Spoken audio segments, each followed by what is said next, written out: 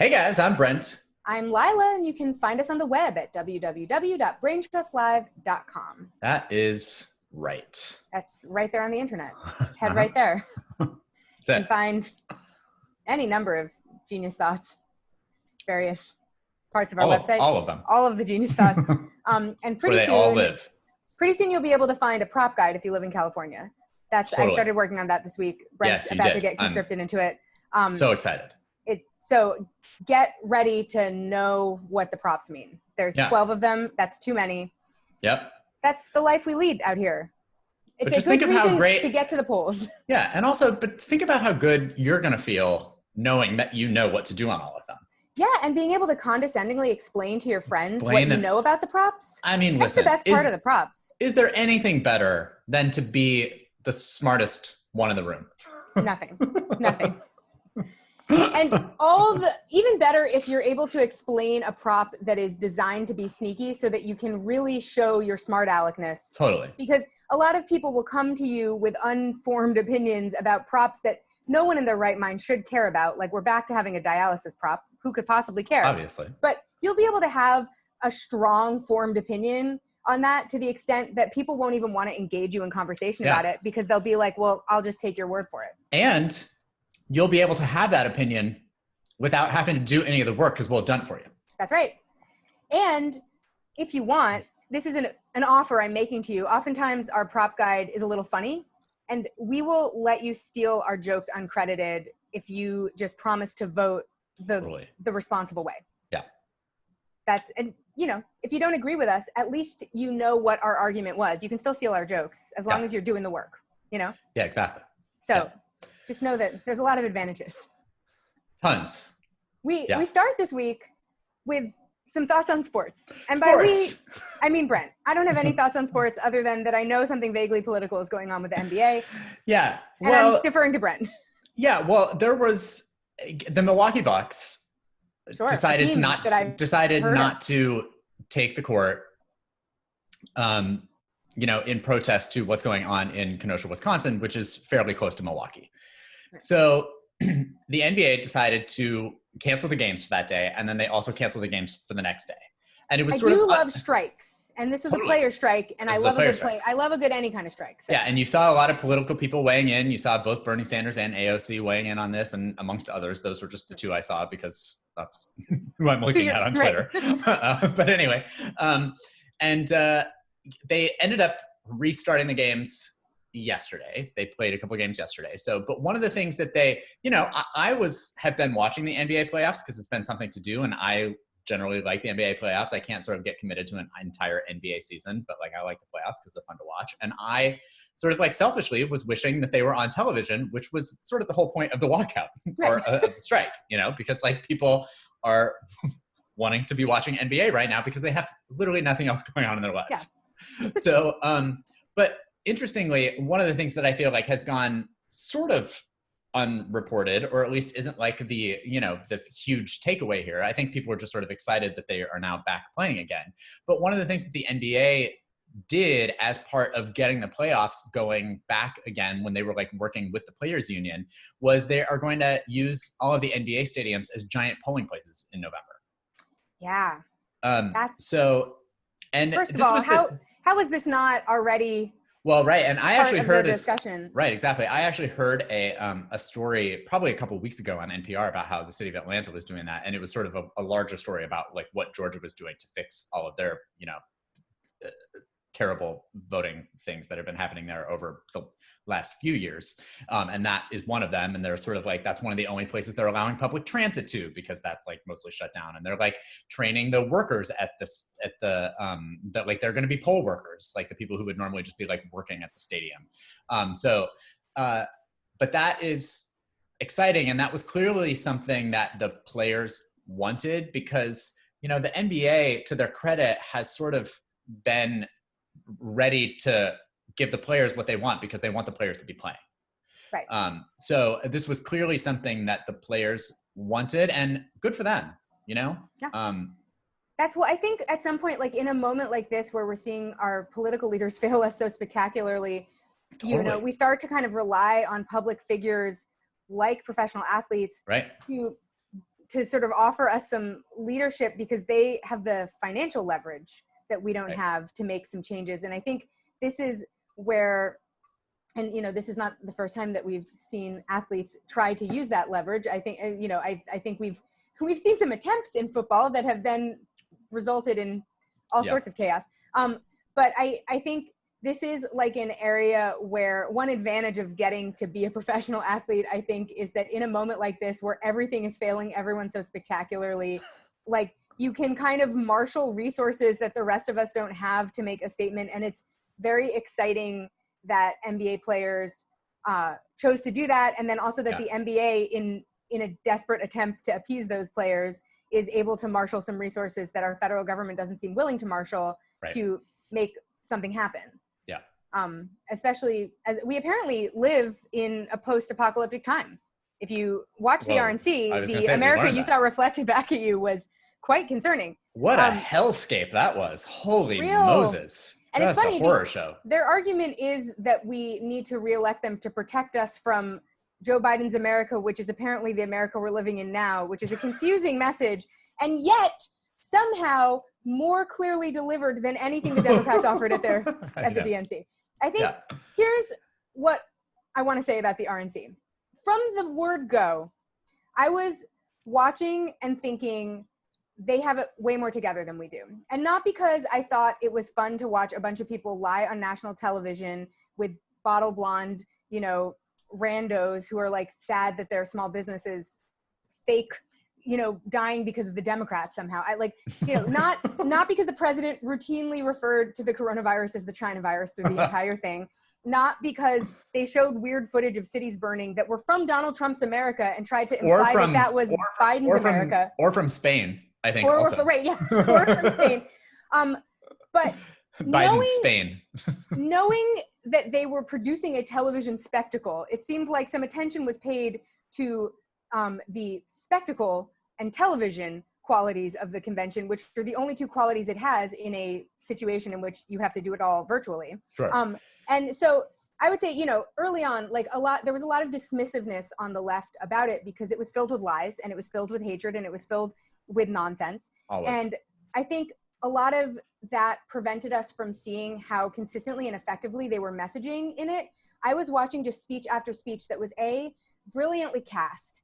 They found a Parkland parent to speak. They found a teacher to speak. They found what seemed like 1 million Black Republicans to speak, all of whom were making a direct appeal to other Black voters. They found Hispanic voters to make appeals to Latino voters that the Democrats didn't even try to casually make in their convention. And so even if you can presume probably safely that a lot of Black and Latino voters are going to know better than to vote for Donald Trump. Like a lot of random people in white suburbs may know better than to vote for Donald Trump, although I would be less trustworthy. I find them a little less trustworthy. But sure, not if you listen to the McCloskeys. Well, exactly. Like the fact that the Republicans made coherent pitches to all of those voters when all we did was make a pitch to like moderate Republicans at our convention was really concerning to me. And I think what you're seeing now that's really interesting is you saw a lot of dismissiveness on the left and in the center about the RNC because it was crazy. It was like a crazy fascist parade of nonsense. Totally. And also at the same time, while being crazy, it was kind of boring because all conventions are boring. And I think what we missed is the bulk of the voters that they're trying to reach, first of all, didn't watch 4 nights of convention for each party. No.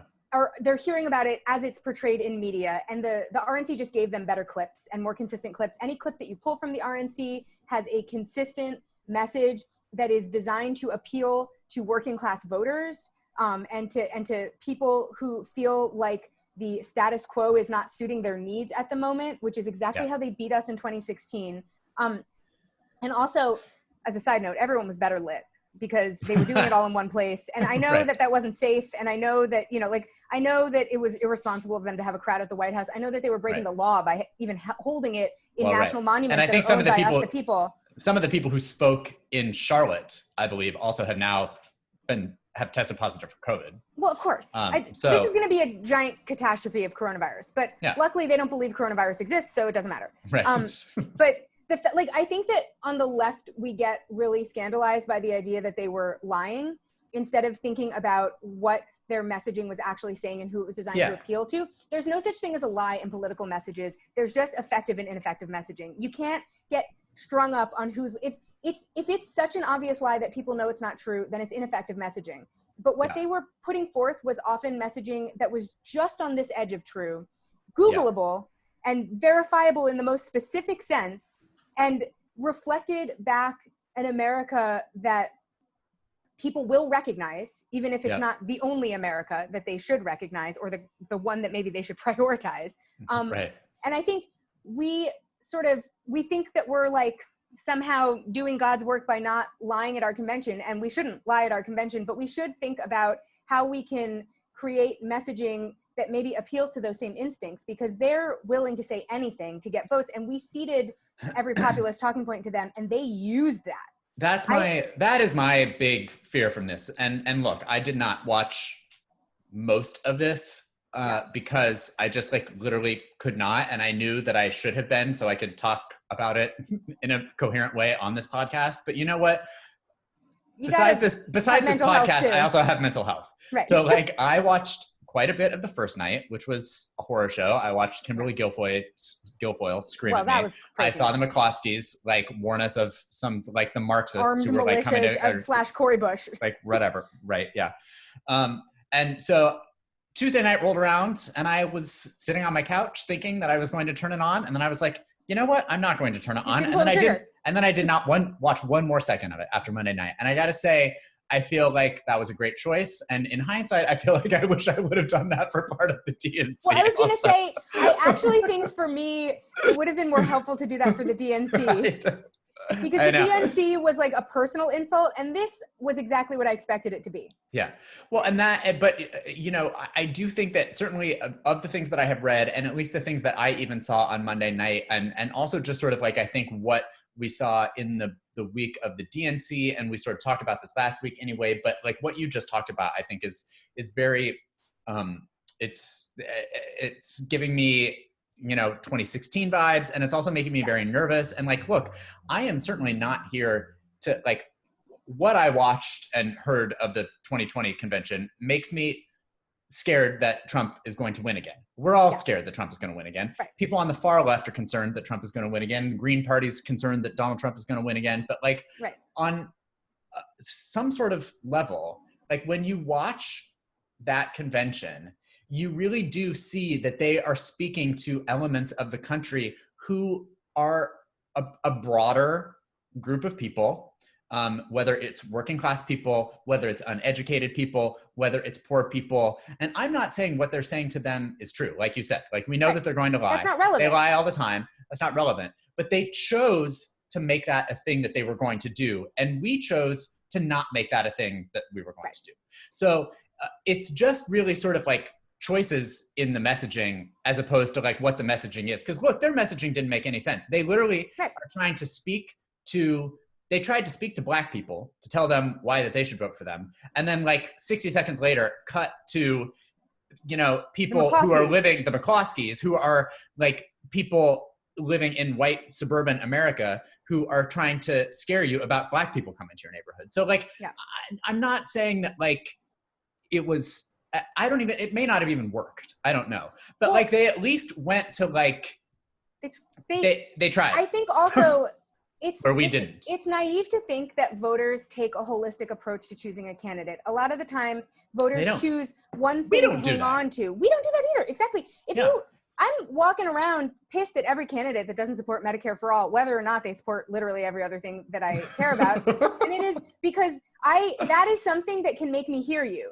And I know that's something about the way that I approach what kind of candidates, you know, the difference between candidates that I like vote for and feel angry about and candidates that I feel really excited to vote for and really want to make the case for. And I think to think that that voters on the other side are not also, first of all, to dismiss them for doing that when it's like, we say this every year about the prop system. People don't have time to know the policy details of every single issue on earth. I don't blame people for not knowing as much about health policy as I do, because a lot of them, it hasn't affected their life the way it's affected mine. And so they haven't had to learn that. And why would you want to know the details of the world's most complicated healthcare system if you didn't have to? So I think we often sort of, we overvalue in a presidential race the sort of our ability to be kind of like wonkish and to, you know, split hairs about policy and to, because of that, not really say anything. And we devalue the idea of broad messaging. We devalue the kind of messaging that the Sanders coalition got so hyped up hearing. We don't hear any of that coming from our side. I was thinking about this a lot as I was listening to Donald Trump's, you know, sycophants describe, you know, why we all needed to protect ourselves from communism. I was thinking, what was the thing that I felt most inspired by that Bernie Sanders said at many, but some of the events that we went to? And it was, you know, are you willing to fight for the person next to you? That that's a populist talking point. It doesn't mean anything.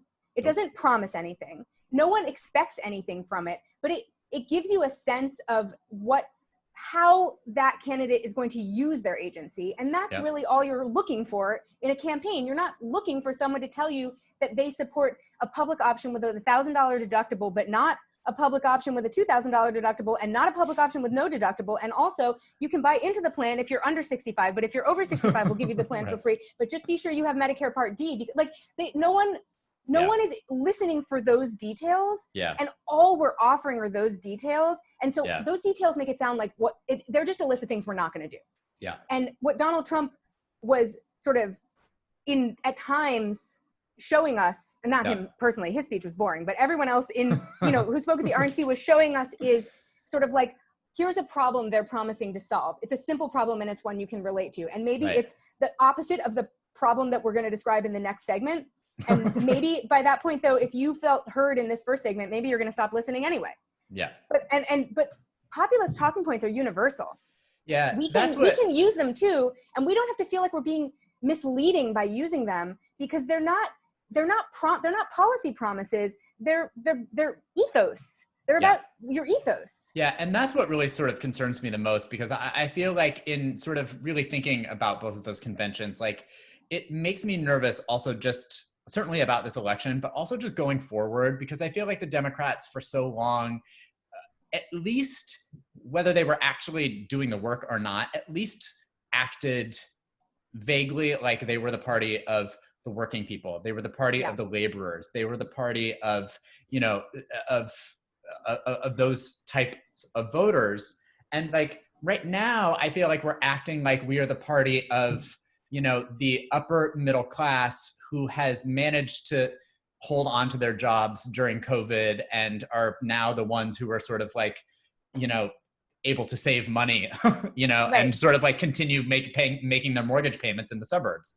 Whereas it really feels like Trump, and look, I'm not saying his policies actually make sense for this. I still think that there's obviously a point that like people are voting against their best interest, because like Trump is not the right candidate for the voters, for the workers, for the laborers. But he is at least pretending to do that, and we are not pretending to do that. And that I think that has long-term repercussions, I think.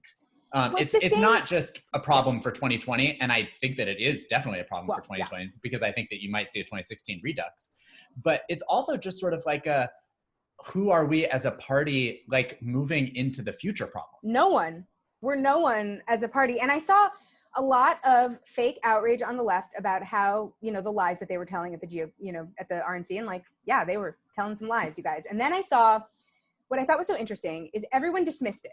You know, everyone was like, this is stupid and it's not going to work. And I can't believe they think Americans are this stupid, blah, blah, blah. And first of all, that means that you're calling all the potential voters that they were looking to sway stupid, which makes it difficult to then make a pitch to those voters. It makes you seem like elitist pricks, which they do seem like, even to people inside their own party. But also I saw like a sudden spurt of rage against the left emerge right after this was done, which is how I know it got them freaked. Yeah, they're fearful that they now need to go back to berating us for their vote, because after that convention, they've become nervous that they're going to lose. Exactly. And I think what their instinct should have been was to see sudden rage at the right. And to think, okay, how do we actually work with the left now? We need them. Yes, we need them. And what is our pitch to get those voters that we didn't pitch to in our 8 hours of primetime television because we didn't care about them and are now worried aren't going to vote for us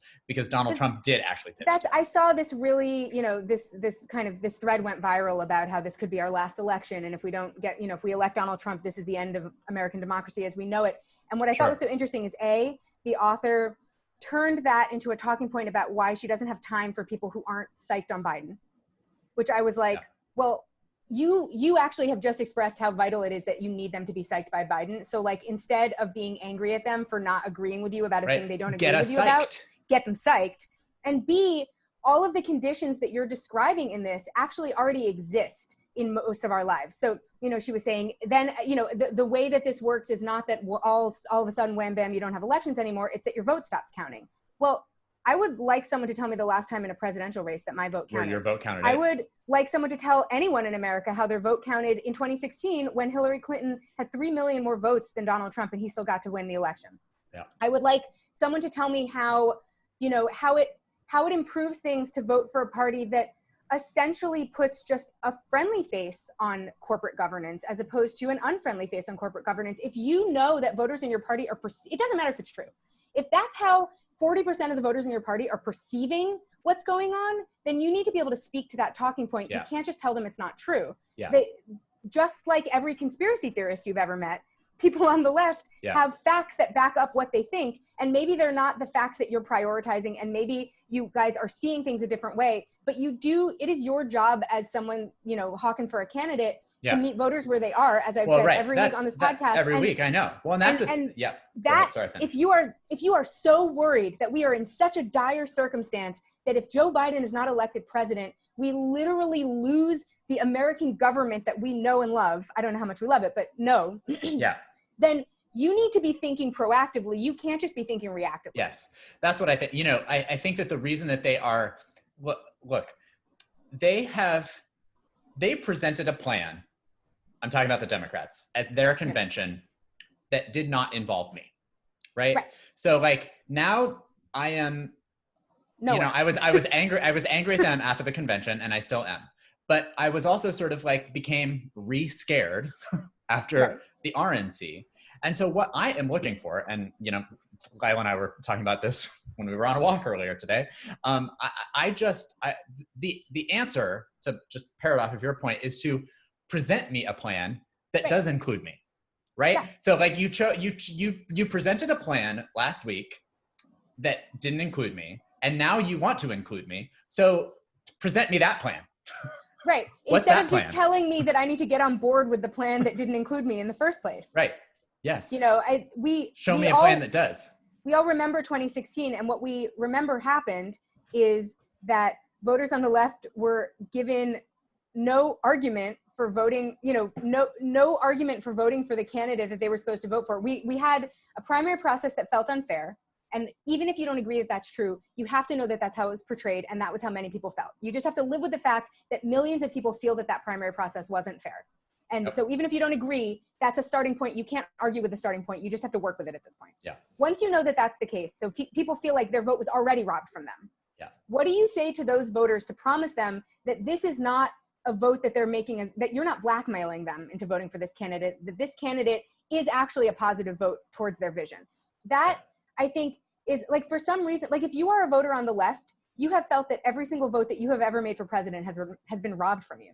Yeah. On every level, at the primary level and at the federal level, in the general. Like there is not a single time that I have voted for president except for that, I have cast 2 votes for Barack Obama. And that was a sell that someone had to make to me because you know what? Barack Obama did not represent a platform that I cared for. Right. But that was a campaign that sought my vote.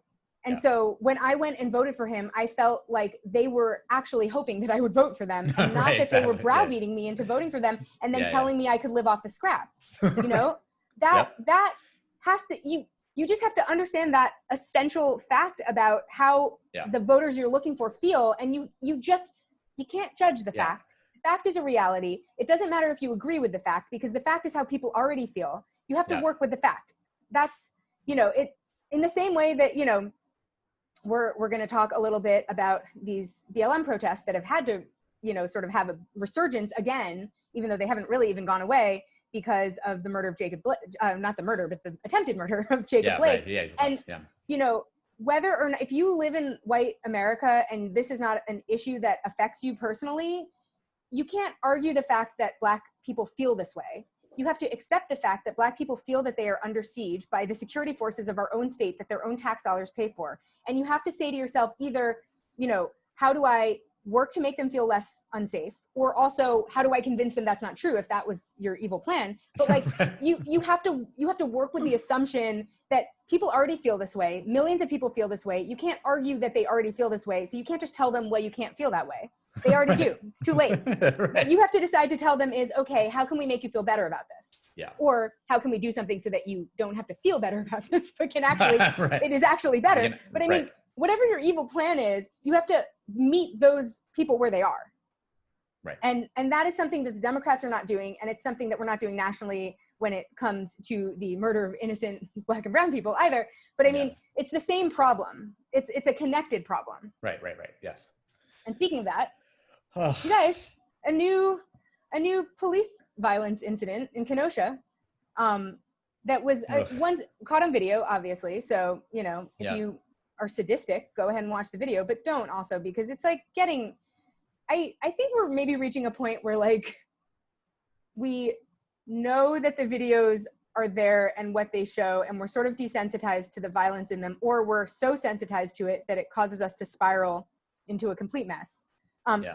But I think, like, you know, Jacob Blake's family has been speaking really powerfully all over everywhere. So it was sort of, you know, this has become one of the most high profile of what has been a slate of these killings over months and months and months and years and years and years. Like, obviously we know this happens all the time. I think maybe we're like my feeling is we're at a point where like, it's obviously impossible to scale up just widespread social media outrage unless people actually take action. So like, maybe this is a time to prioritize, instead of spreading information about how terrible this was, spreading actual actions people can take to ameliorate it. So if you are going to talk about this on social media, I mean, you know your friends better than I do, but I feel like maybe this is a time to like help people actually figure out what calls they need to make and what letters they need to write and who they need to talk to in their communities to make sure this doesn't happen there, instead of just saying this shouldn't happen anymore. Well, I have always felt that way. And I understand that there is a place for social media in all of this. And certainly even in sharing some of those specific things that you can do. But I think that we really get into a place, and again, it's, you know, something you and I have talked about, and I think we've even talked about it on the podcast, but the sort of like performative aspect of some of the response to this. And like, look, sharing things on social media is not unimportant, but also, you know, I think that people really need to, we're at a place where, because this is going on for so long, which is good that we've been paying attention to it for this long, but I think that we, for whatever reason, I think that some, you know, the importance of meme sharing at this point seems, for whatever reason, like it has, you know, it's worn me down, I guess, to a degree, in a way that is not helpful. And I'm not saying that, again, it's like, you know, there's a time and place for like all of these voices that we should be amplifying on the internet, but like, people need to know what they can do. And that's what, if you're gonna share something, then share what meeting someone can join, or like what phone number to call, and like when to call, and things like that, as opposed to feigning outrage. Well, I think that is maybe a lesson that I'm sure organizers working in this space can also, you know, understand, because they have also dealt with this frustration. But just as someone who's worked in other spaces, organizing around other issues, there reaches a point where like, you're either helpless to do anything, or you need some actions to take that are helpful. And the actions are going to make you feel better. Right, the actions make you feel better. But I've only been thinking about it because I think this is the first time, this is the most widespread call I've seen on my social media from people being like, please stop sharing the video. I think early on there was this sort of sense that we all needed to like watch the video so that we knew, and like, I think maybe there was some, you know, there were some people that like needed to see proof with their eyes that this kind of thing was happening. I think it has reached a point where we've now seen so many of those videos that I think it actually scales back people's ability to respond helpfully. And also it's really harmful to the mental health of people who see themselves reflected in those videos. So it's also like not helpful for really anyone. I think if you like certainly go out, join a protest, do what you need to do, like make noise. But I think that I'm finding, especially because I think this has been a difficult month for people just because it's like we're going into our second season of quarantine, in a quarantine that feels like it's never going to end. And so everyone's mental health is a little frayed right now. Yep. I think it is maybe a time, and especially, this killing in particular has resulted in another killing because this crazy thing happened where, surprise, some like teenage white male with a machine gun, right, who'd been at Trump rallies before, went into the protest crowds and shot people. Right, drove from Illinois, and then had to be extradited from Illinois, which I thought was fascinating. Weird. You have to be extradited from the next state over. But kind of walked into this scene, was, people witnessed him like chatting with cops who were thanking him for like vigilante justice style, just like loitering with heavy weaponry in a public location in a protest. And then he shot into the crowd, and then walked right up to police cars and then right past them, and no one stopped him, and he went home to Illinois. He was finally charged this weekend. He has been charged with murder, but right. But like that, just seeing that as seeing that video as a contrast to the video of Jacob Blake, who is like a guy with his children who gets shot 7 times in the back by police for no one really knows why, is like, I think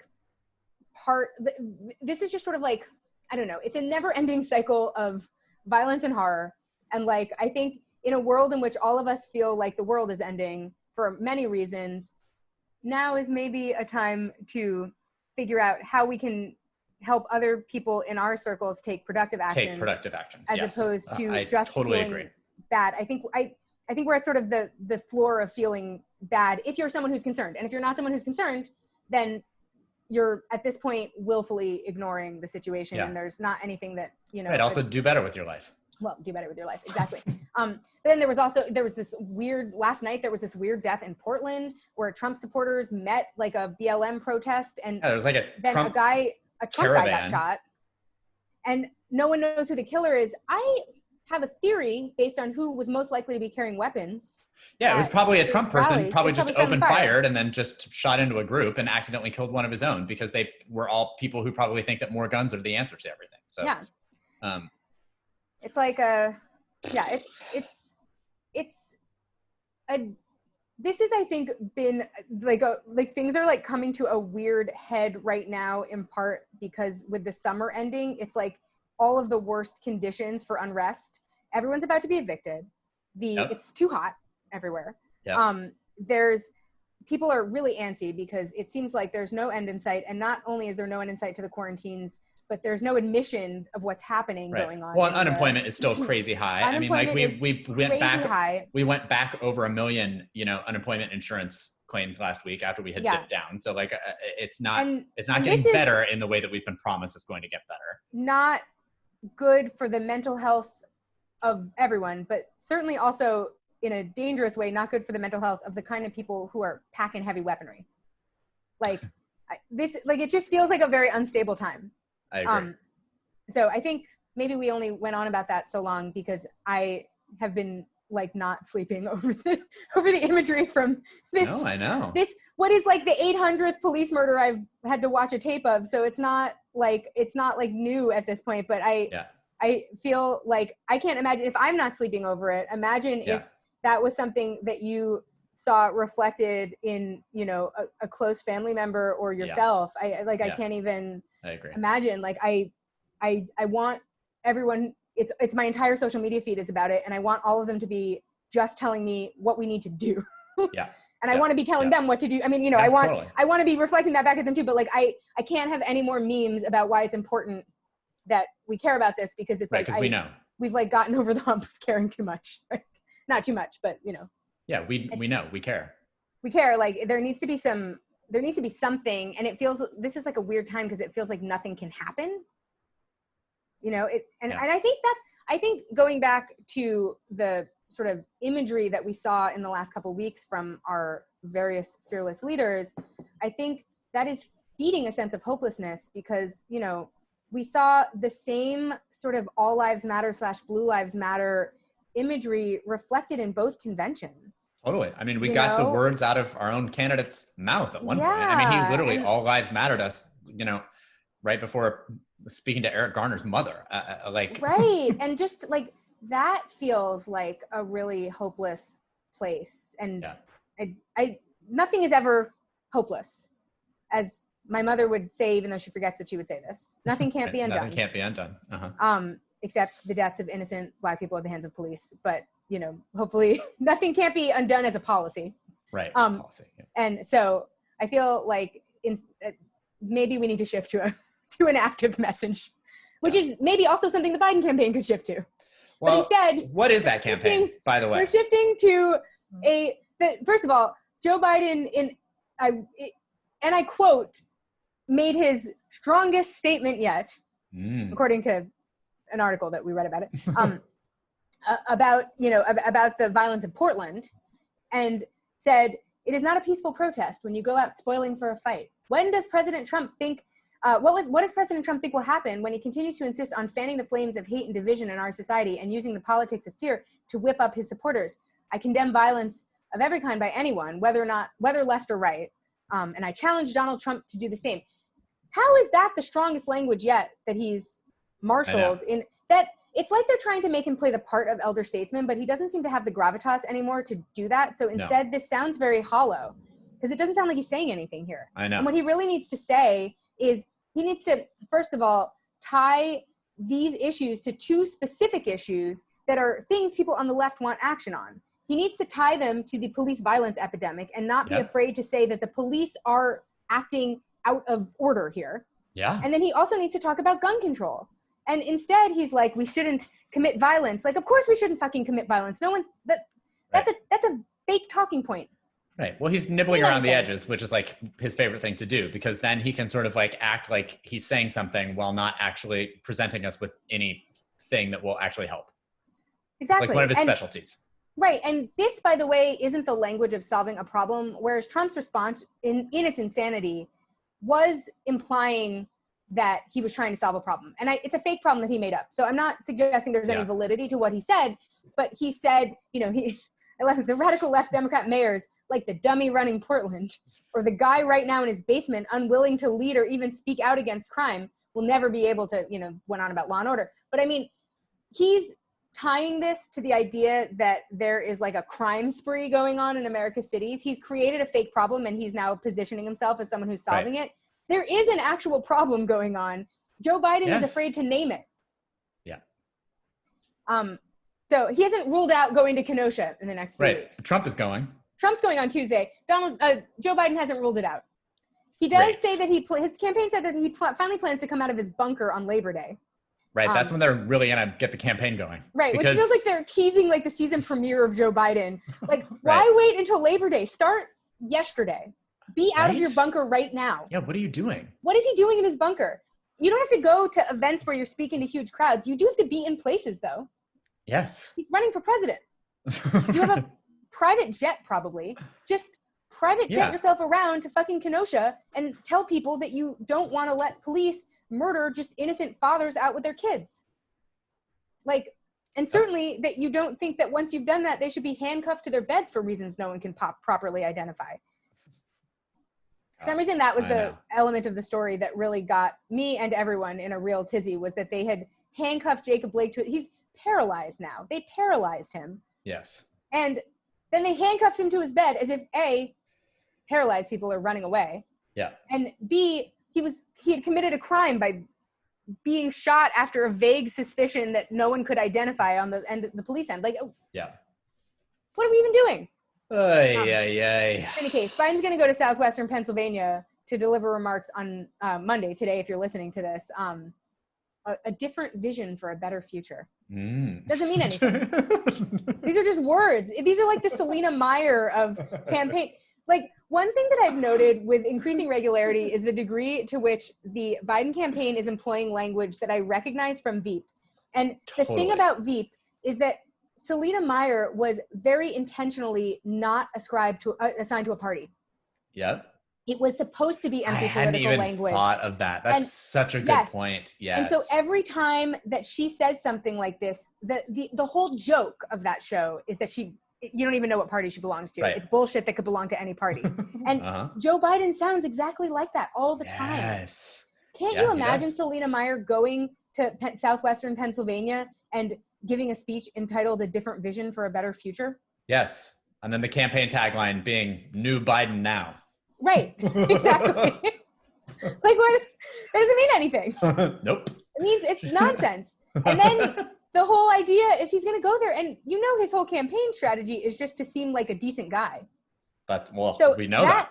Couldn't be an emptier thing to promise, or like that has nothing to do with anything. Yeah. And also, that in and of itself is a character. You know, that's a caricature of a politician. Yeah. He's playing a caricature of himself on TV right now, and he's doing it from a bunker in his home, which is a joke that belonged on Veep 10 years ago. I know. And that's, if he was doing it as funny as they were, then maybe it would be worthwhile. Well, the problem is instead it just reads sad. It reads sad in part because we've already seen the joke. The joke was already made, and it was about observing the empty behavior of politicians like himself. It's not a joke once you're actually doing it. Yeah, he's trying to appeal to everyone while actually appealing to no one. Yeah. And they made a whole comedy about that is one of the more brilliant comedies ever to grace the airwaves. So I recommend the Biden team maybe watching it if they are unfamiliar with how silly they're being. But like, it's, I don't know. Also, as a side note, where are the Biden yard signs? Twitter is full right now of people saying they ordered a Biden yard sign like a month and a half ago and have yet to receive it. And this isn't Biden personally's fault, but his campaign is a true incompetent mess if they can't do the one thing that is free campaigning to everyone, where people literally pay you to advertise for you in their front yard. Listen, the Bernie Sanders merch always shows up. Always shows up. Literally, behind me is sitting 2 copies of his book that I got for giving campaign donations to him.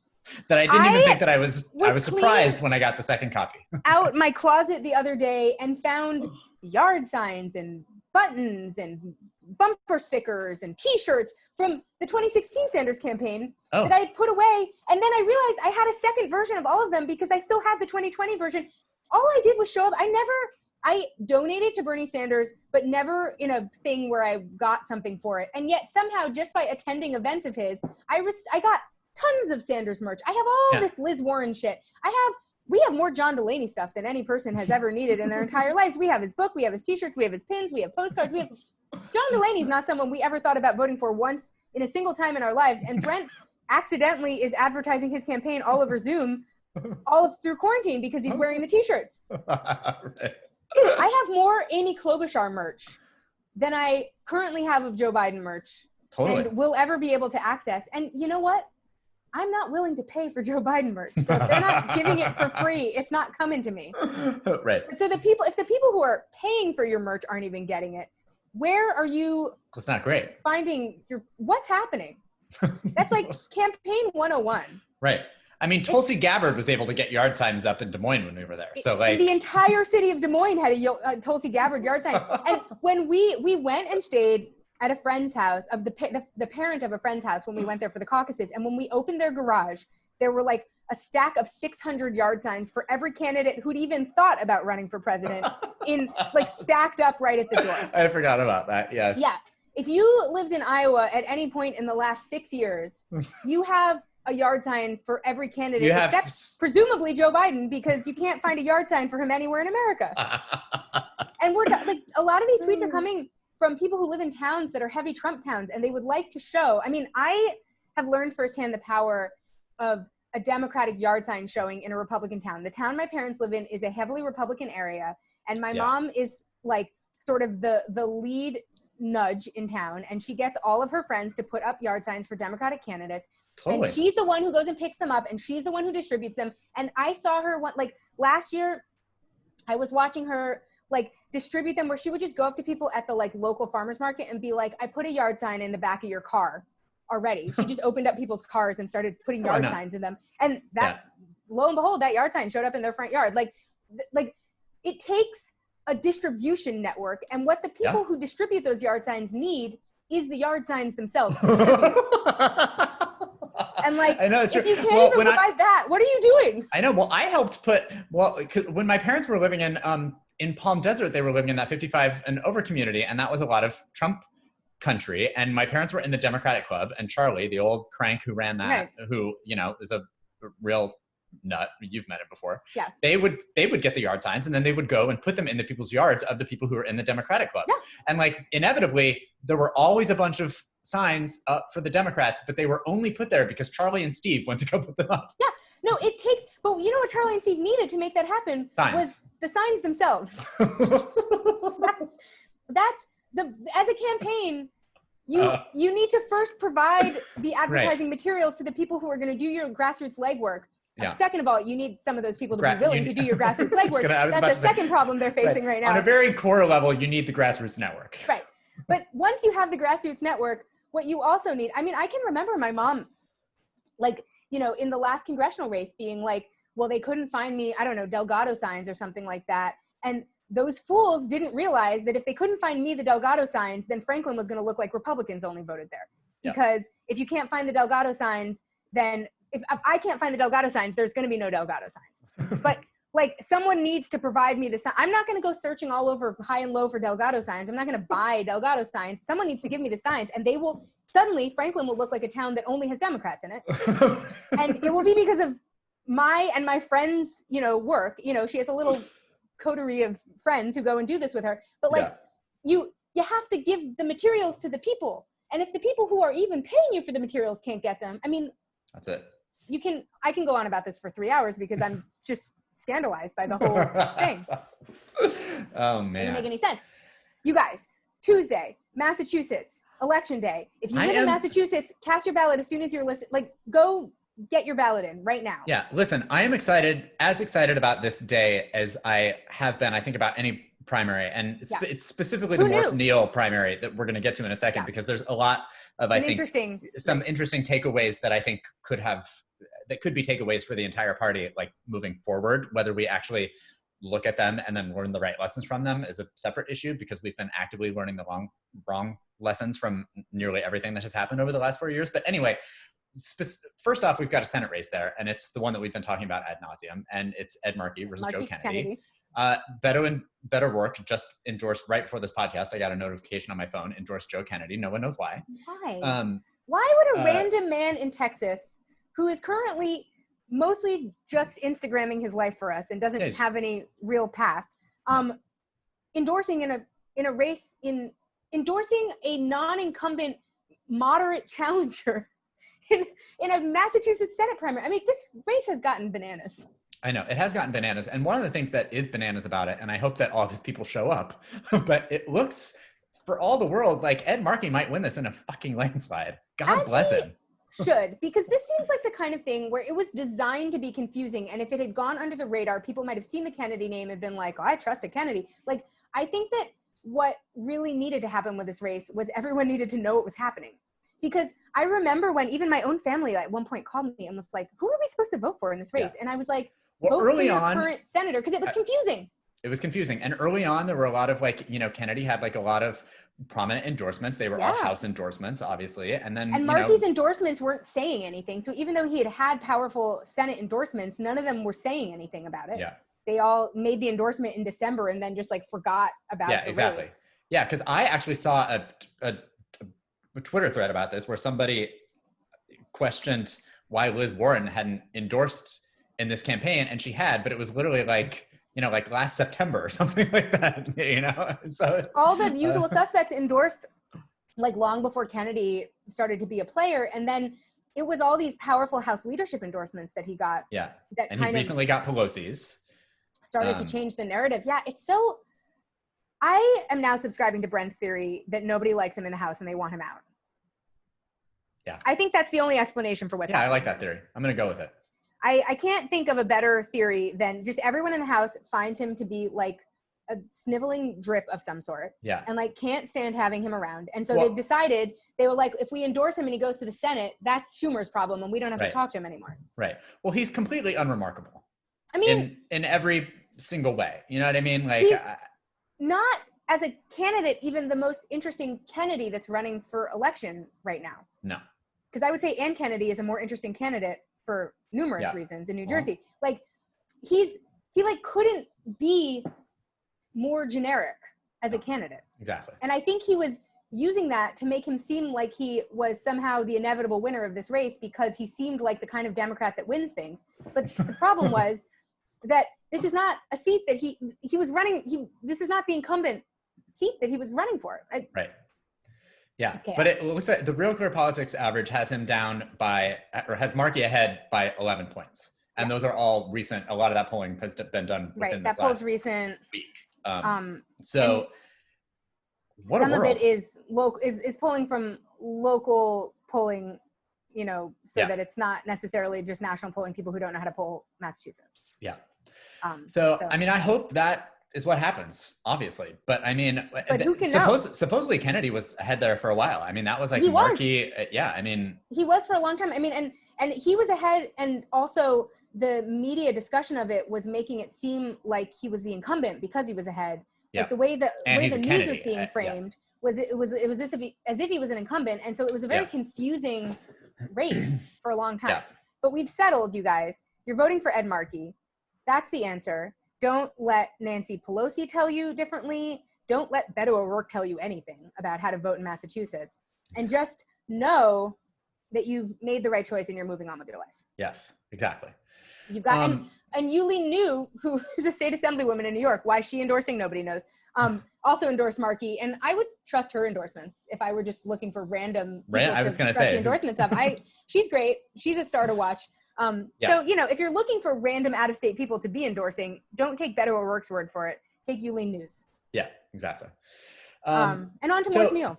Yeah, Morse Neal. And this is the one that I'm actually super excited about because I think there's a lot of things this is the one that I was referencing when, that I think that there's a lot of things to learn from here.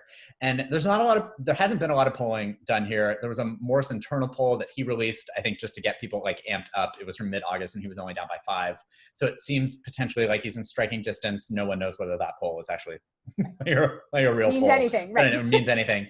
But there's a few things I think, you know, we have been talking specifically about this race, you know, within the framework of what has happened with the College Democrats group and like what that whole scandal has been. And we're not going to talk about that here other than to tell you that it seems like now we have finally sort of like collectively agreed upon, and I'm talking about we as people in that district and within the state have agreed that that was like a smear campaign against Alex Morse.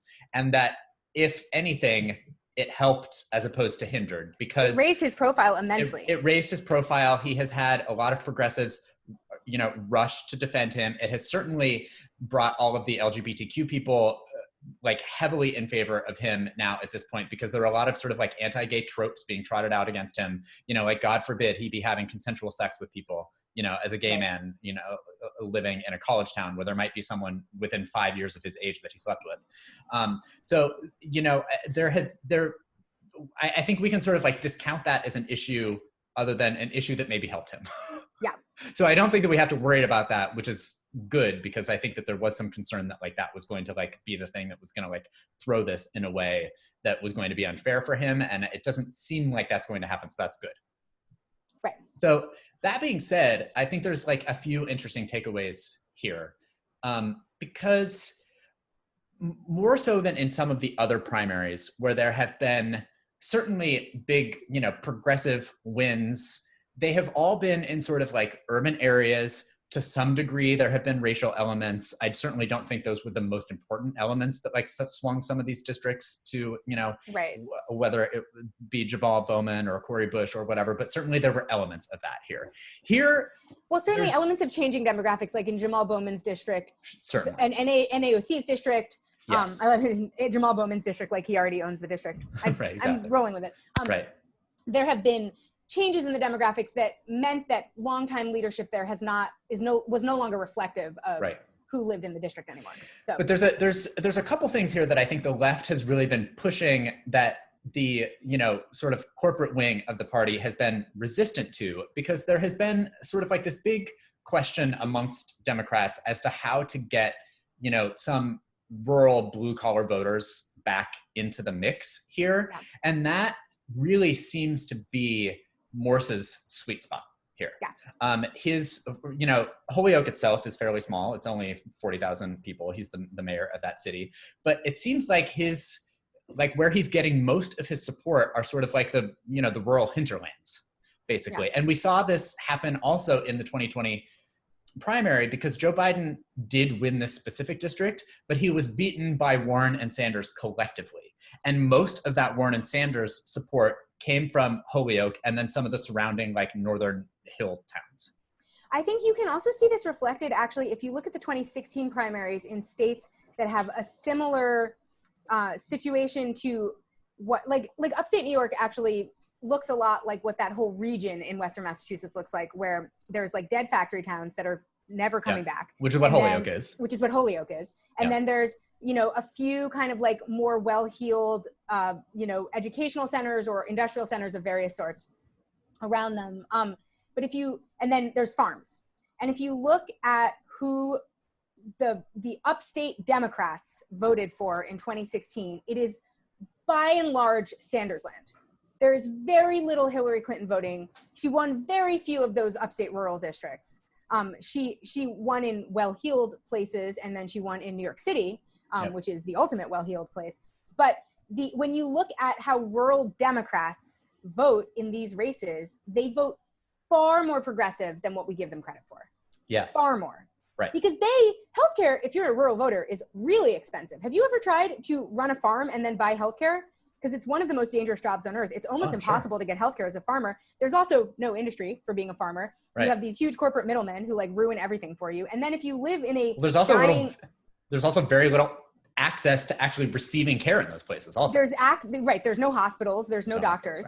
Right, and then if you live in a place like Western Massachusetts, if you live in Holyoke, the contrast between what the sort of civic infrastructure in Holyoke offers and what nearby towns that are mostly university towns offer is actually really glaring. Holyoke is an interesting place because it's like a town that's always supposed to be the next big thing. It's a beautiful city. It was once a very wealthy city. It has beautiful architecture because of that. The town hall or the city hall there looks like a monastery, like their local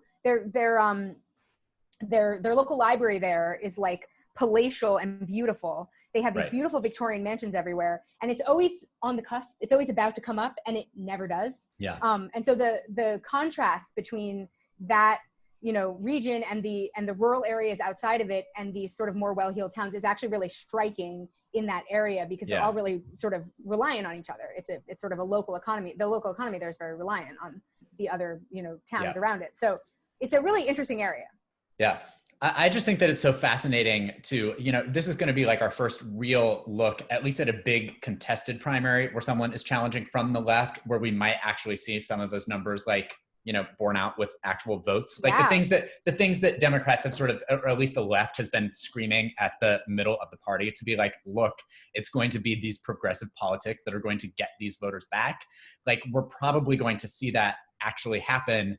And I'm excited about that, because I think that then we can, there have been other instances, like you said, in 2016. It's not as if this would be the first time where we have seen this proven, but if he actually wins and it's because of those voters, then I think you can really say to, the D-Trip and some of these, moderates to be like, look, if you want to start winning elections in places like this, then this is your answer. It's not trying to appeal to some sort of like moderate Republican, non-existent like snowflake voter. Well, and this is also like actually offering something like this. In a head-to-head race, it's rare that in rural districts like this, the progressive and moderate challenger are this sort of well-heeled of an incumbent, and this and it's a head-to-head race between a progressive. Like, what happened in my parents' district in upstate New York was the moderate Democrat won the day. He had the most money. But if you combine the votes, progressive candidates got way more votes than he did. Right. And it was a 7-way race though. So like, what could you do? Right. Yeah, right. It's rare that it gets distilled down in this high profile a way where actually you can expect that there's been some voter education because the race was high profile enough in the, in the final weeks. This has been all anyone's been hearing about at the national level. So you can actually expect that the distinctions between Neal and Morse might be more familiar to voters than they would be otherwise. Whereas, normally you go to the polls, you vote for the guy that you've been seeing on your ballot since the dawn of time, and you don't think about. And then you feel proud that the head of the Ways and Means Committee is your congressman, even though that means nothing to you. Right, especially when he's not doing anything, for you as the head of that. Well, exactly, like that. I think that is something. The anonymity of being a longtime incumbent is actually something that people like Neal really rely on, and so I think this gives us a chance to show that maybe there is some interest from quarters that you don't normally think about as being not, as being challenger voters. Yeah. And I think we'll probably, Alex Morris had a huge mountain to climb. So this might not be the time that he climbs that mountain, but I also think that if he even chips away at that mountain, first of all, he's set up to run again. He's already he's a local politician in that area, and he could easily run again. But also, he has, just by doing this, set up that district for a primary challenger that could meaningfully, could get the attention early enough. Now that we know that that district's in play, could get the money early enough because of that. Could mount a meaningful challenge from earlier on in the race and possibly win, even if Morse himself doesn't. Yeah, well, I totally agree. And there's one other thing that's fascinating about this race, and because outside of some of these rural voters, another large chunk of the voters here, 1 in 5, 20% of the voters are Latino in this district. Many of them are from Puerto Rico. It actually has the largest population, at least per capita, of Puerto Ricans outside the island. Yeah, Holyoke in particular. Holyoke has a huge Puerto Rican population. Yeah, exactly. And it's one of the more diverse. It's like definitely the most diverse town in those, in that valley. But because that's part of what makes it a unique place politically as well. Right. And we saw, certainly in many states, we saw, Bernie Sanders do much better with the Latino voters than any of the other candidates for president. So again, I wouldn't say that this is necessarily new news here, but I think that we should be looking for where that 20% of the vote falls here, because I think that, again, this is another thing that, the left has been screaming at the middle of the party to be like, look, if you want to get this block of voters with you, it's these progressive politics that are going to do it. Yeah. And, we saw that in Sanders. So I feel like we already have the proof, but this, certainly any additional proof that you can add to the pile of proof. Well, they seem to need so much proof. They seem to require an amount of proof. And even when they have it, they ignore it. Right. It seems like that no matter how much proof there is, they need more. So, but Neal has made, Puerto Ricans a big part of his coalition, certainly within the city of Holyoke. The mayor of San Juan endorsed him this week, which is Morse. Excuse me, sorry. Yes, Morse. As the mayor of Holyoke, a town that has a large Puerto Rican population, has good contacts in that community, and also Carmelene Cruz endorsed. Yeah, endorsed, which is maybe meaningful because of that. So yeah, this is I think it's a bizarre area. Yeah. And we also don't know, Springfield is in this district also, right? Yes. Springfield, I don't know what goes on in Springfield. And that's where Neal gets most of his support. And Springfield has a casino. Mm-hmm. I don't know if that's relevant, but I just thought I'd share that. Might be. Springfield, like Holyoke, is like the city that never could. It just never quite gets its act together. It's kind of a shithole. I mean that in the most loving possible way, because it's also where the Amtrak station is. But it's just sort of like, there's a lot of struggling ex-factory towns in that area, and then this very vibrant small town college culture. Yeah, and so it's a weird place. Yeah. And it's the last thing that we'll say about this, and this doesn't have anything to do with the demographics, but one thing that I think is going to be interesting to see whether people actually ended up caring about, or whether this actually ended up moving any votes. One of the things that Neal has been hitting Morse on at the end of this campaign here, that he's really been hammering home about, is the fact that at some point, I don't even know when it was, but Morse said that he would have voted no on the CARES Act. And so Neal has really been hitting him for that. And I'm curious to see whether that sticks or not. I think 4 months ago, as people were depositing $1,200 checks in their account, this would have stuck. But, you know, the reason that Morse is saying that he would have voted no on that is because he thinks that it was inadequate for everyday people living in his district. And I think that we are probably to the point now where Congress has gone home, offered nothing to people, that I don't know that this CARES. I think Neil thinks he's really got something with this. Yeah, And I just don't think people think love the CARES Act. I don't think that he does. Yeah, I think that, so that will also be interesting to see whether, and I don't know that we'll ever know specifically whether that one issue moved any votes or didn't move any votes, but like, I think that if Morse wins, we will know that it didn't move the votes. Right. So that's another thing just to sort of like look for. I just don't think that is as much of a win for Neil as he thinks that it is to be hammering home on, because like people are literally getting kicked out of their homes right now. What good did the CARES Act do then? A classic Democratic strategy of picking a weird line in the sand and then hammering a progressive on not supporting something that they didn't support because it was too moderate of a proposal. Right. And then being confused as to why people don't care. I mean, this is the line in the sand they keep picking about the ACA. This is Biden's problem with the ACA. He's picked this line in the sand where he's mad that some people aren't being respectful enough of the ACA, even though almost all of those people are saying the ACA doesn't go far enough to address our needs. Yeah. All these people voted for the ACA, by the way, so he can stuff it. But it's like this weird thing where they insist on saying the left is trying to destroy the ACA. Right. Or, you know, like that, or it's like the Buttigieg talking point of like, the left wants to make you pay for the college educations of billionaires. And like, I don't think that line in the sand is meaningful because it's very misleading and stupid. And yet they insist on campaigning on those kinds of ridiculous talking points and then wonder why they don't generate the kind of support that they might have expected it to. Right. Exactly. In any case, also AOC has now endorsed in this race, and that's a problem you bring on yourself when you have Pelosi endorse. Right. I mean, make no mistake. Race. Sorry, in the Senate race. That was in the Senate race, wasn't it? No. She endorsed Morse. Oh, she had already endorsed Markey.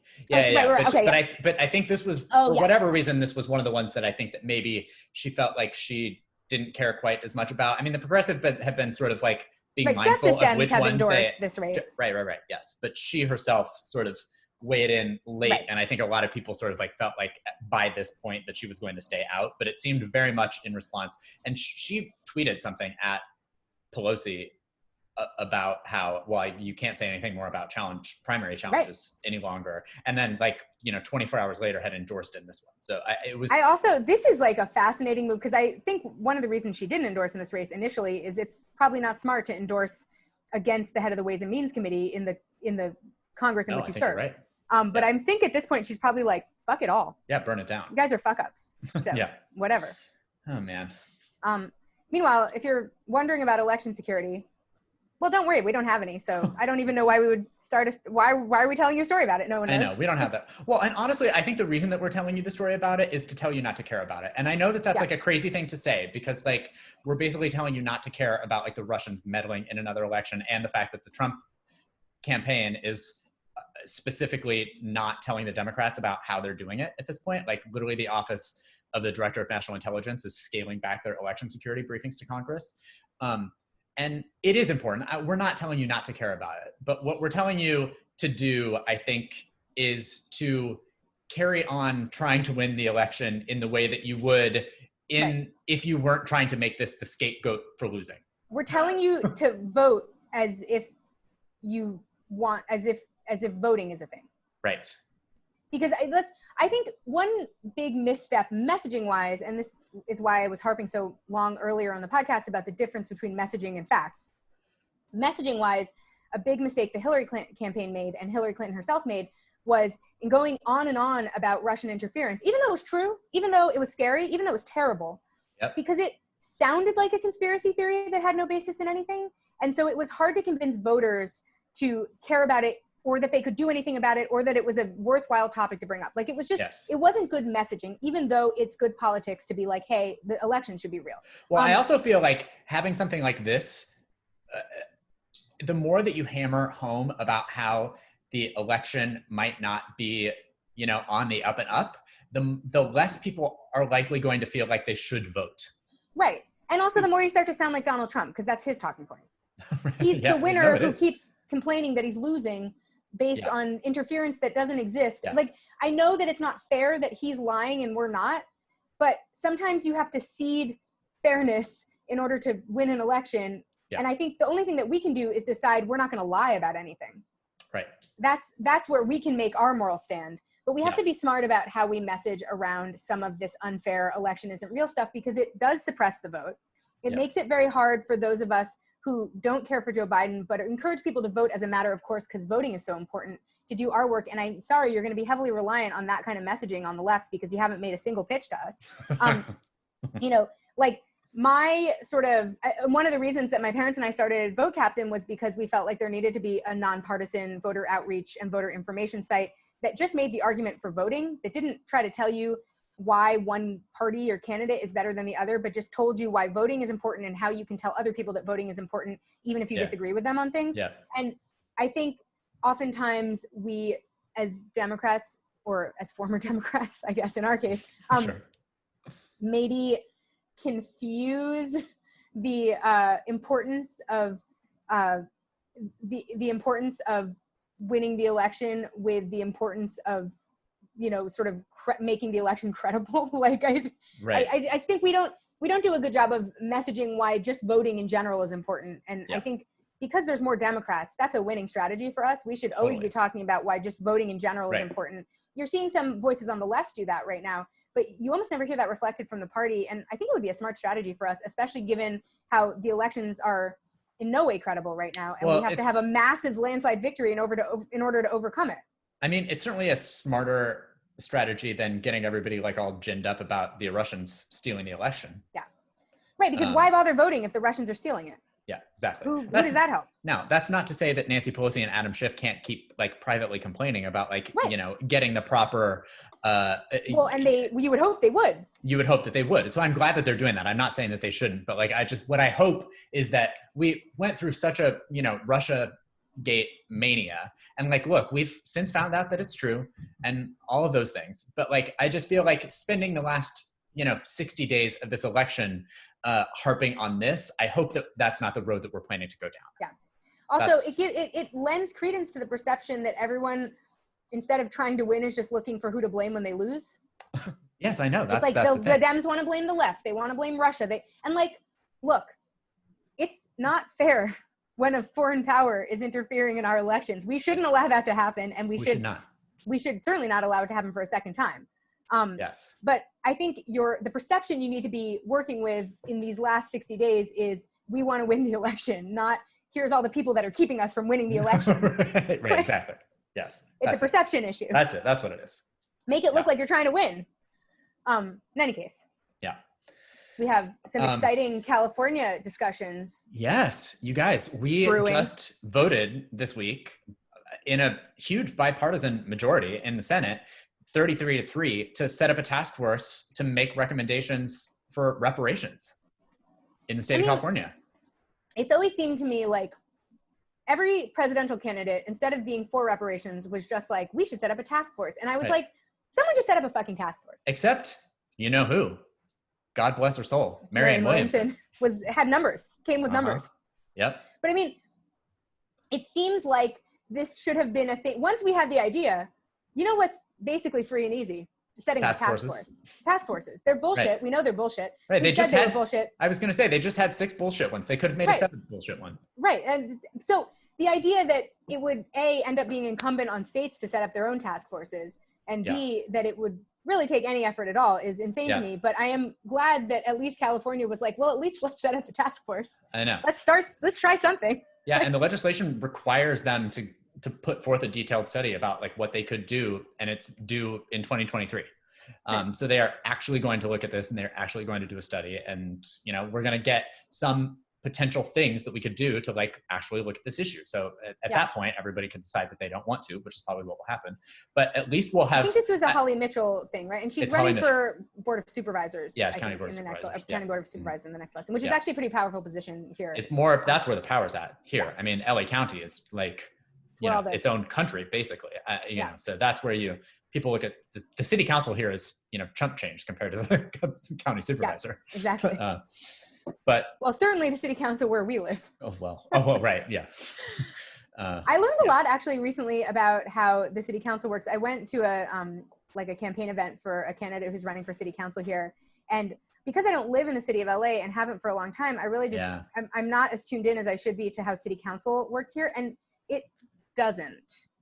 It's like 15 counselors, in a city of 10 million, it's like 15 city council members that all kind of like, they're all like permanent incumbents. They all kind of like, take a ton of money from developers and from other polluting interests. I mean, from everyone. And they almost never take votes on things they don't already all agree on. So it's like the Senate, where they just take votes and they're like, we voted with the party 1,000,000% of the time. And it's like, well, you never even tried a bill that had any controversy around it at all. You only vote on things that already have passed, basically. So no wonder nothing ever happens. And this is a candidate who's really trendy with the Hollywood set right now.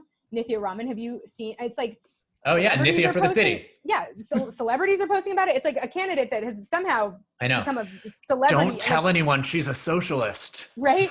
Exactly. I mean, she's like a card-carrying DSA member.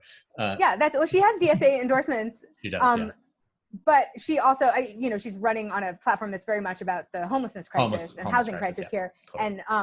And just like the extent to which like there are achievable solutions that like no one is even discussing was kind of like alarming to hear, just because though we know nothing is happening with the homelessness crisis here and we can't figure out why, because it's such a massive crisis, the fact that we have this sort of like entrenched city government that doesn't do anything is news to a lot of Angelenos, because of the very disparate way that city governments function here, because so many of us don't actually live in the city of LA. We don't get to vote for the mayor. Garcetti has nothing to do with anything for me, because even though he sets policy for a lot of the things that affect my life, I don't get to vote for him.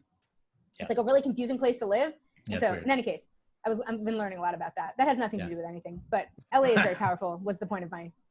It's powerful and no one is taking advantage of that power in a helpful manner. Yeah, exactly. And final news. Oh my gosh. There is a Melania tell-all coming. You guys. And we just can't wait. She is much more than just a pretty face. And a person wearing a green screen dress. She's also an evil face. That's right. In ways that you wouldn't have expected, because there's been I feel like the general sentiment is that like people don't really love her as a first lady because like there's nothing to like latch onto there, but also people sort of like, I think to some degree have like felt bad for her because it's like, oh, she didn't want this in the first place. Like she stayed in New York for a while because she didn't want to go to Washington, and like she did not sign up as, a model to have to become the first lady to some like asshole husband that she probably doesn't like anyway. But what we found out is that she's actually just as terrible as the rest of the lot. Surprise. Yeah. What's the saying about if you lie down with dogs, you're going to get fleas, or whatever that saying is that people, the old people let's say? Go with that. I think that's if you lie with dogs, you'll get fleas, or it's folksier than that, but it's like great. that. Anyway, a main theme of this book, which I'm obsessed with, by the way, this might be the first tell-all in a while that I've read, because I feel like I read one of them early on and then they all just like were some variant of the same thing. Yeah. This one actually feels like it might be different. The Mary Trump one you should probably read. Oh yeah, sure. Anyway, a big theme of this book is her rivalry that potentially only she is having with Ivanka Trump. Yes, it's amazing. Which is so good. It only adds to the Veep-like quality of our entire lives. Right? It totally does. And we saw this happen this week at the RNC, because the 30 seconds of the RNC that I did watch was the clip that got shared, 1 billion times on Twitter, 20 million views on Twitter, was when Ivanka walks past Melania and she smiles at her. And then as soon as she clears her, Melania like scowls. The scariest scowl I've ever seen. So good. So like, I feel like that video alone like gives me the proof that I need to believe everything else in this book. Yeah. Also, and as we said many times with this presidency, almost everything that common sense would lead you to believe is true about these people is. So you don't have to ask yourself, is this true? If you feel that it's true, the truthiness of it, in the words of Stephen Colbert, should give you the answers you need. They should guide you in your quest. But immediately is enough with these people. Right. But immediately upon entering the White House, Melania cooked up a scheme called Operation Block Ivanka, which at least at that point was to try and not have Ivanka's face in any of the photos of Donald Trump taking the oath of office. She didn't want her in the pictures. It's too amazing. It's so petty. It's so amazing. It's so amazing. It's so good. Yeah. We also found out in this book that Donald Trump did, in fact, specifically reference North Korea in what he wanted for his inauguration. For his military parade? Yeah. Yeah. Yeah, he said, I want tanks and choppers. Make it look like North Korea. According to the author of this book. Yeah.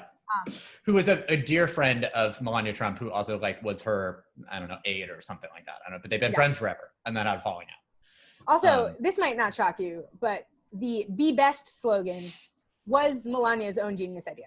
Right. Now, look, that's stupid. And I think we've all generally agreed that that's stupid. But what we did learn are some of the other names that were bandied about in this brainstorm here. And Be Best was not the worst of them. No, that's, I think Be a Cyber Buddy was potentially the worst of them. Or Shield Your Children. That's not great either. Children. Protect your children, children first, speak up, shield your children, and be a cyber buddy were the other ones that were on the list. I have a recommendation, which is the answer to me of those options, all of which are terrible, is clear, and it's speak up. Oh, yeah, it's sure. the only one that makes any sense and has anything to do with cyberbullying, but also is vague enough to encompass whatever vague reason she wanted to do this in the first place. Right. The other thing that would have worked were a couple slight tweaks to Be Best. So apparently she was presented with a couple ideas to change it to either Be the Best or Be Your Best. And Melania said no. And then the author of this book, this is a quote here from the book, says, Melania, lover of Sharpies. Well, the whole Trump family is. The whole Trump family, I know, right. Melania, lover of Sharpies, drew the 2-word logo with block letters and said, I drew it myself, so no one say I plagiarized it. Which is in reference to her being, accused of plagiarizing Michelle Obama's speech at the RNC in 2016. She also apparently enlisted Michael Cohen's help to get Barron into schools, including Columbia Grammar, where he was on the board. Michael Cohen is a fixer. That's his job.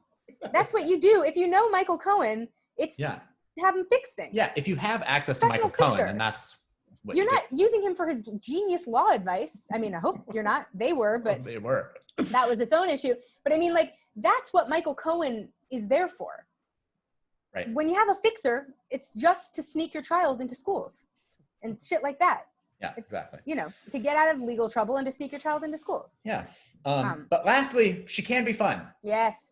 And we know this. We have proof of this because apparently she uses a lot of emojis in her text messages. Well, that solves it. She's either fun or she's a teenager. It's hard to know which. Mm-hmm. Maybe it's the same thing. Yeah. Yeah, they seem like a real laugh riot over there. I love the idea that Be Best was not just like a cockamamie idea she had, but she was given choices to make it sound grammatically like anything. Nope. And she rejected them. She'd already blocked it out. Just, no. Be the best, be your best, absolutely not. She'd taken Sharpie to paper, and that was that was it. That is not the message she was trying to send. No. Yeah, it's a crazy family. It's an exciting family. What a world. And at the White House. I feel like every time I'm reminded of the Be Best slogan, it's helpful to me because it reminds me, I remember when that happened, I was like, oh, this is comedy. This is not real things. These are not real people. All of this is nonsense. Yeah. And I think sometimes because it has real consequences, we forget that the people causing those consequences are nonsense people. And sometimes you need to remember that we knew from the beginning, because other times you're shocked by things that later you have to be like, well, am I really shocked? Am I shocked that Donald Trump spent 20 minutes or is this exactly what I would have expected demonstrating had I thought how about to drink water and walk down a ramp in a speech recently? Yeah. Is that exactly what was supposed to happen in a White House where the First Lady slogan is Be Best? It all makes sense. All makes sense. And if there's one defining characteristic of this era, it's that it doesn't make any fucking sense. So you cling to that sense where you can find it. In any case. That's it. That's the news this week. Yeah. If you live in Massachusetts, please vote. Guys. And don't vote like a dingbat. Vote like a smart person. And if you don't live in Massachusetts, tell your friends in Massachusetts to vote. But also start talking to your friends about their voting plans now, because we're going to need some early voting plans. Totally. And if you live in California, look out, because we're going to give you a prop guide so that you don't have to spend 17 years of your life researching confusing props about dialysis. We're going to do all of that for you. And we're going to explain to you why you're doing it, even though you don't care. If you live also in California, you can't use Lyft or Uber right now, so don't try it. Yes. Because that's another prop related thing, and we're going to explain that to you in our prop guide. Yeah. Oh man, that's so many news. things. That's it. So many things. Yeah. We will be back next week with a never-ending list of things. We're so glad the conventions are over.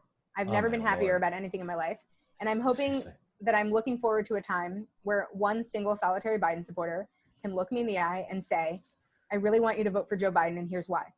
Yep. We'll see what happens. Yeah, if you're one of those people, feel free. Tweet us. Tweet us. We'd love to know what your thoughts are. Yeah. And we'd love to have a discourse with you that actually, I think there's this perception that we don't want to win the election. Yeah, no, we do. And we also know Donald Trump is terrible. Right. We are trying to tell you, here's a way to win the election. Right. Not only do what you are saying to us is we insist on losing because we don't want to listen to you.